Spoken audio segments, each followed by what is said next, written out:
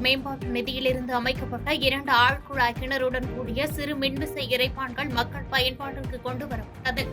புதுக்கோட்டை நகராட்சிக்குட்பட்ட நரிமேடு 1வது வார்டு மற்றும் காமராஜபுரம் 12வது வார்டு பகுதியில் சட்டமன்ற உறுப்பினர் மேம்பாட்டு நிதியிலிருந்து சுமார் 5 லட்சம் மதிப்பில் புதிதாக அமைக்கப்பட்டிருந்த ஆழ்குழாய் கிணறுடன் கூடிய சிறிய மின்விசை இறைப்பான்களை மக்கள் பயன்பாட்டிற்கு சட்டமன்ற உறுப்பினர் வை முத்துராஜா மற்றும் நகர்மன்ற தலைவர் திலகவதி செந்தில், துணைத் தலைவர் லியாகத் அலி ஆகியோர் திறந்து வைத்தனர். ஆழ்குழாய் கிணறுடன் கூடிய மின்விசை இறைப்பான்கள் அமைத்து தர அப்பகுதி மக்கள் நீண்ட நாட்களாக கோரிக்கை வைத்ததை நிறைவேற்றிக் கொடுத்த சட்டமன்ற உறுப்பினருக்கும் நகர்மன்ற தலைவருக்கும் நகராட்சி நிர்வாகத்திற்கும் அப்பகுதி மக்கள் நன்றி தெரிவித்துள்ளனர்.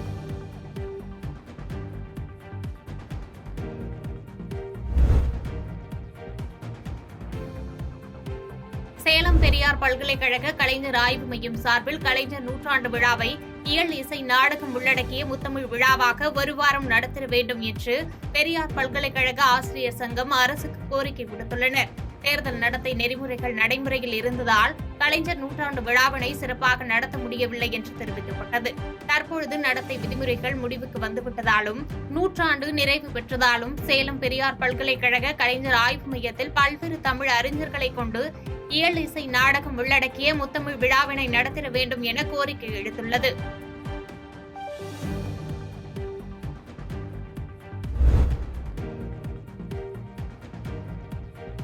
தூத்துக்குடி மாவட்ட சட்டப்பணிகள் ஆணைக்குழுவில் முதன்மை மாவட்ட நீதிபதி தாண்டவன் தலைமையில் மொபைல் வேன் பிரச்சார விழிப்புணர்வு நடைபெற்றது. முன்னதாக முதன்மை மாவட்ட நீதிபதி மொபைல் வேன் பிரச்சாரத்தை கொடியசைத்து தொடங்கி வைத்தார். பிறகு பொதுமக்களுக்கு இலவச சட்ட உதவி சம்பந்தமாக துண்டு பிரசுரம் வழங்கப்பட்டது. இந்த நிகழ்வில் நீதிபதிகள், வழக்கறிஞர்கள், நீதிமன்ற ஊழியர்கள், காவல்துறையினர் ஆகியோர் கலந்து கொண்டு சிறப்பித்தனர்.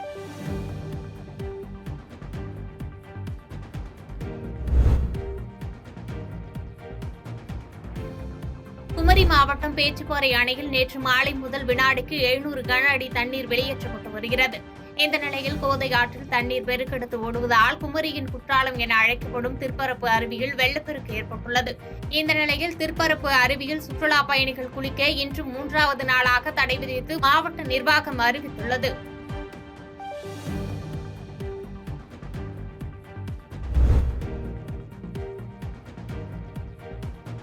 கிருஷ்ணகிரி மாவட்டம் ஒசூர் அடுத்த தேன்கனிக்கோட்டை வனப்பகுதியில் உள்ள யானை கூட்டத்திலிருந்து பிரிந்து 3 யானைகள் நேற்று கோட்டட்டி, பச்சனப்பட்டி ஆகிய கிராமங்களில் முகாமிட்டது. இந்த நிலையில் அந்த யானைகள் இன்று தேன்கனிக்கோட்டை பேரூராட்சி தர்கா ஏரி அருகே அரசு நிலத்தில் முகாமிட்டுள்ளது.